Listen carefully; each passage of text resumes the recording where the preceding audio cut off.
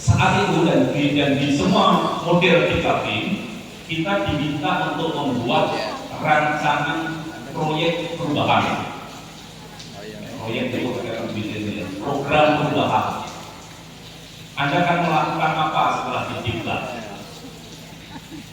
Ini wajib dibuat, diuji, dikasih bekal dulu, kemudian ajukan gagasan, gagasannya diuji, ada di lapangan, permulaan, diuji lagi sampai dengan pelaksanaan.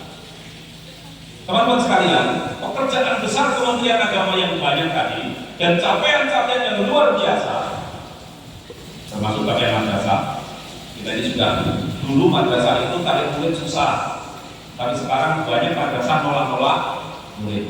Ini kemajuan yang ada di kita. Nah, agar ini terjaga dengan baik dan lebih dari itu, capaian-capaian yang sudah baik ini bisa terus berkembang menjadi baik, apa yang harus kita jaga? Fondasi apa yang harus kita kuatkan? Saya menemukan berbagai pilihan dan kemudian saya memantapkan bahwa yang paling utama adalah soal rukun. Kalau kita rukun, seberat apapun, serumit apapun persoalan akan lebih mudah kita selesaikan. Tapi kalau kita tidak rukun, kadang-kadang persoalannya yang nggak serius-serius amat, susah amat.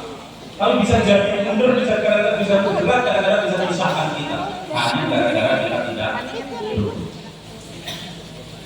Lalu saya membaca berbagai hasil penelitian. Nah, ternyata salah satu ahli di Wakil Institut menulis kalau kerukunan umat beragama itu sebenarnya saat itu atau mungkin juga saat ini juga itu terkesan elitis. Artinya yang sering berinisiatif bicara tentang kerukunan umat beragama itu adalah tokoh. Dia bisa pejabat pemerintah, utamanya pejabat Kementerian Agama. Dia bisa pimpinan-pimpinan ormas, pimpinan-pimpinan lembaga, tetapi belum mengakar di tingkat bawah, di akar rumput. Ini yang disampaikan. Jadi karya-karya kerukunan umat beragama itu program pemerintah, bukan kebutuhan masyarakat. Beda misalnya saya sudah merasakan, kalau soal kebersihan RT, kebersihan kampung, keamanan di RT kampung, itu milik masyarakat. Jadi begitu ada helm hilang misalnya begitu, segera kemudian ayo kita siskamling dan sebagainya. Kalau ada pojokan-pojokan kampung yang kotor, mulai orang mengajak kepada ayo kerja bakti, kapan kita bareng-bareng bersihkan. Tapi kalau berbicara tentang perbedaan pendapat apalagi soal agama, tiba-tiba di semua grup BART itu isinya orang pasang barikade semua. Yang tadinya pembicaraan bagus tiba-tiba jadi tegang. Ini semua. Dari itu kemudian, lalu apa yang bisa dilakukan oleh Kanwil Jawa Tengah? Apa yang bisa dilakukan oleh Kanwil Jawa Tengah yang punya pasukan 26.000 lebih orang ini? Maka saya berpikir perlu ada namanya pelembagaan kerukunan umat beragama dan peningkatan partisipasi warga dalam membangun kerukunan umat beragama. Pelembagaan adalah bagaimana kita menginstitusionalisasikan kerukunan ini di setiap kesadaran, di setiap entitas yang hidup di masyarakat. Begitu bicara agama, harus dalam serta-merta dalam satu tarikan nafas bicara tentang kerukunan. Itu pelembagaan. Partisipasi warga adalah keterpanggilan orang untuk cermat betul di dalam membawa agama, agar apa yang dia bawa, dia sampaikan, dia ajarkan itu tidak merusak wajah asli agama yang damai, santun, rukun.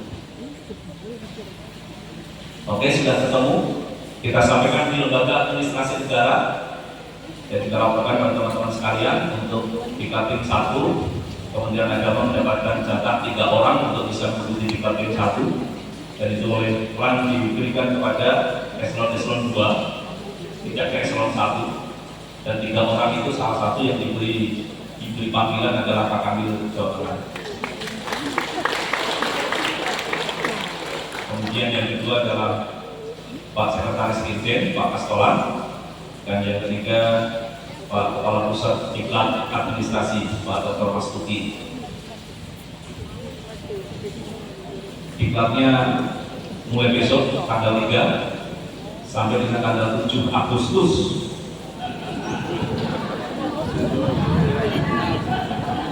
Saya di prajurit, kalau di Jawa Tengah saya di komandan, tapi di nasional saya di prajurit, saya punya komandan. Saya lapor sama Gusmen, saya komunikasi dengan Pak Mas Tuki dan Pak Kastolan. Pak Mas Tuki sudah siap. Pak Kastolan bilang, bahkan di tanggal 4 sampai 8 kan kita harus bersama KPK di Jawa Timur. Terus gimana Pak? Kalau bisa kita minta ditunda dulu ya. Karena hasilnya mudah-mudahan berhasil menunda, karena diklat 5 bulan itu bukan pekerjaan yang gampang, gitu ya. Apalagi kemudian pasti akan ditanya, apa yang akan kamu lakukan untuk Indonesia setelah ikut diklat ini? Sama dengan diklat kedua, apa yang akan kakak lakukan untuk Jawa Tengah? Nah, pada saat kemudian ini dinilai oleh bank, proyek perubahan ini dinilai sebagai proyek perubahan terbaik secara nasional. Lalu kemudian juga saya, lalu gimana caranya Pak Kadil? Gimana cara pelembagaan dan peningkatan partisipasi warga itu? Saya memberi sandi Gerakan Merah Marun, menyemai ramah untuk masyarakat rukun. Dari latar belakangnya tadi ya, itu yang saya sampaikan. Teknisnya gimana ini? Gerakan ini teknisnya gimana? Kita punya desa sadar kerukunan, kita punya kampung harmoni, kita punya kampung moderasi, dan di titik-titik itu kita mulai di setiap kepengurusan RT dan RW yang sudah ada seksi keagamaan atau apapun namanya, kadang-kadang namanya seksi KUB, menjadi seksi kerohanian dan KUB dan kerukunan umat beragama. Kita dorong teman-teman para penyuluh, maka Pak Kasih Dimas Islam, para pemenang, teman-teman penyuluh jangan diizinkan berlama-lama di kantor. Suruh mereka menyeluyur masuk kampung. Ngopi bareng, merokok bareng, ngomong-ngomong bareng, bicara tentang agama dan kerukunan. Kenapa yang kita lakukan gerakan menyemai ramah? Karena kita ini bangsa ramah. Orangnya iya. Tanah airku. Ini berapa orang yang kita? 2 orang. Tanah airku Indonesia. Terus.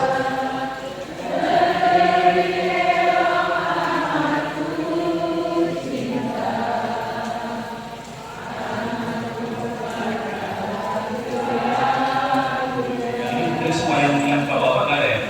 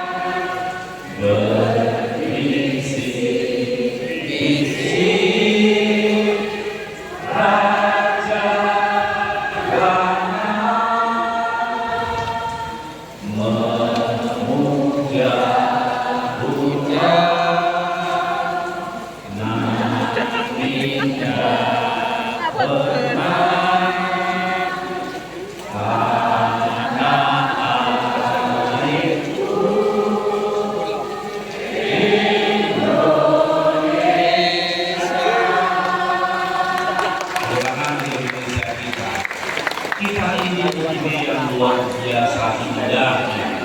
Penduduknya sedemikian santun, dikenal sebagai bangsa timur yang ramah. Lalu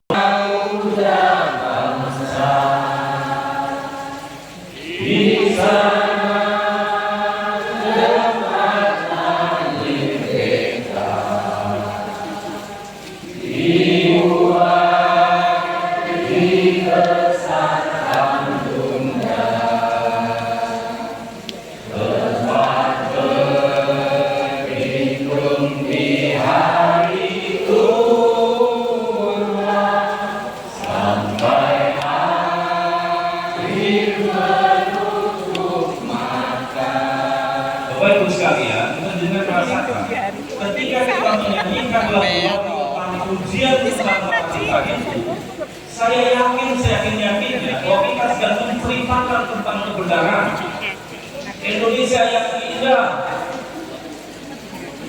Indonesia yang permai, Indonesia yang penduduknya santun, dipuja-puja segenap bangsa, diceritakan oleh para tulis raja Kelana berbisik-bisik tentang negeri yang indah permai tanah air Indonesia.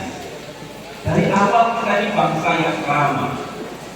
Kepada diri yang saya hormati, saya bawa sebelum tadi proyek itu saya bawa itu ketika saya merasa berdosa, saya merasa ada yang salah pada diri saya.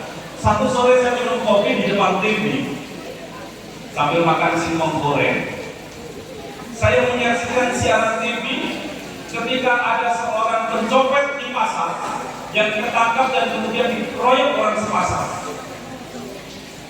Lalu sambil minum kopi, makan singkong goreng itu, saya menikmati pemandangan itu. Bahkan lebih dari itu, saya merasa terwakili. Saya orang ngomong apa? Saya sedikit tersedak dan kemudian kok jadi begini bangsa Indonesia? Dan yang di TV dan yang nonton TV, kenapa kita jadi bangsa beringas begini? Ajaran budaya mana yang mengajarkan kita seperti ini? Ajaran kemuliaan agama apa yang mengajarkan kita seperti ini? Padahal dalam hidup kita sehari-hari kita bicara tentang keramahan macam-macam. Ramah berjalan kaki, ramah lingkungan, kita punya madrasah ramah anak, kita punya tim haji ramah lansia, ramah sudah tersebar di mana-mana. Maka tugas kita sekalian khususnya para penyuluh-penyuluh yang ada di lapangan, bapak dan ibu guru yang terus berhubungan dengan murid, orang tua murid dan lingkungan madrasah, ayo kita jaga ini. Maka ini yang disebut sebagai merah marun. Memang merah marun ya ada, warna merah marun ya ada. Tapi merah marun tidak harus warnanya yang merah marun. Jadi kalau hanya warnanya saja yang merah marun, tetapi kemudian aksinya tidak sejalan dengan apa yang saya ceritakan tadi, ya kita dapat kesan kosong. Ini ya merah marun.